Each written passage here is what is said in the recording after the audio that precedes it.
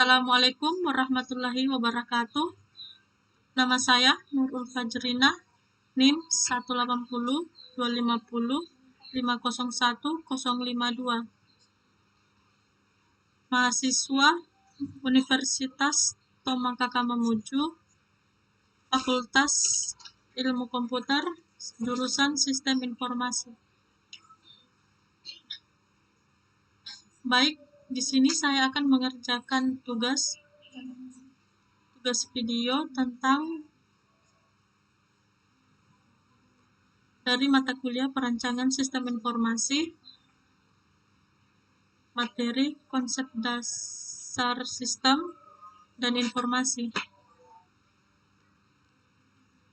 dari Bapak Muhammad Agus Eskom Mkom sebagai dosen pengampu.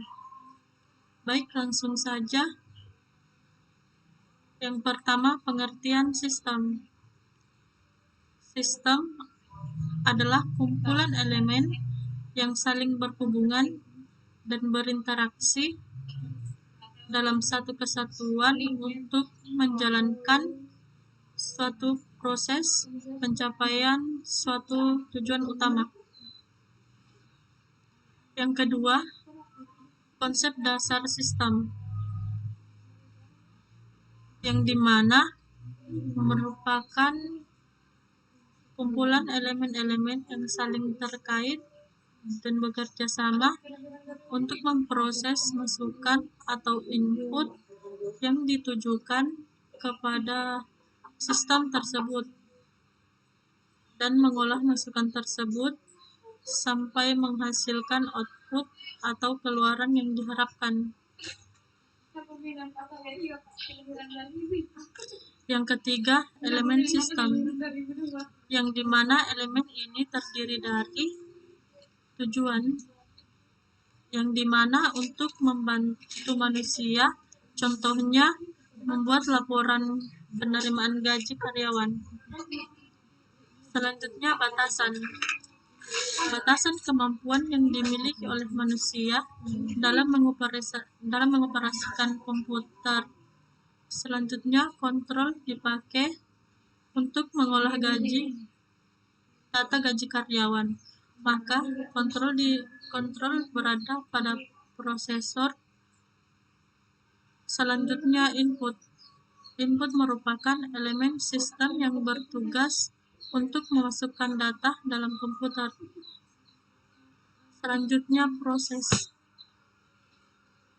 proses merupakan elemen sistem yang bertugas mengolah data masukan yang dimasukkan melalui elemen untuk menjadi suatu informasi yang dapat berguna. Yang selanjutnya, output merupakan elemen sistem yang bertugas menentukan hasil keluaran dari data yang telah diolah dalam bagian proses. Selanjutnya, umpan balik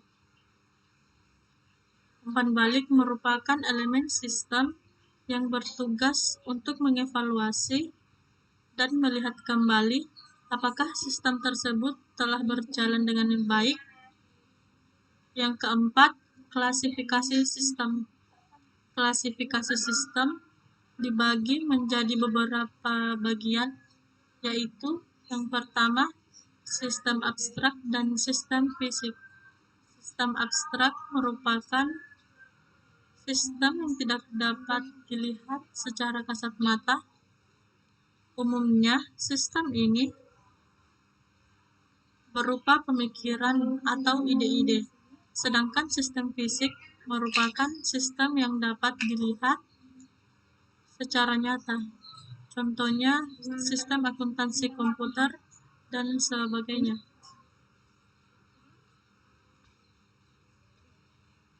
Berikutnya, sistem alamiah dan sistem buatan. Sistem alamiah merupakan sistem yang terjadi karena adanya pengaruh dari dalam, misalnya rotasi bumi. Sedangkan sistem buatan merupakan sistem yang pada dasarnya diciptakan oleh manusia. Misalnya sistem pengolahan gaji. File inputnya sistem tertutup dan sistem terbuka. Sistem tertutup merupakan sistem yang tidak berhubungan dengan bagian luar sistem dan biasanya tidak terpengaruh pada kondisi luar sistem. Sedangkan sistem terbuka merupakan suatu sistem yang berhubungan dengan bagian luar sistem. Yang kelima, analisis sistem.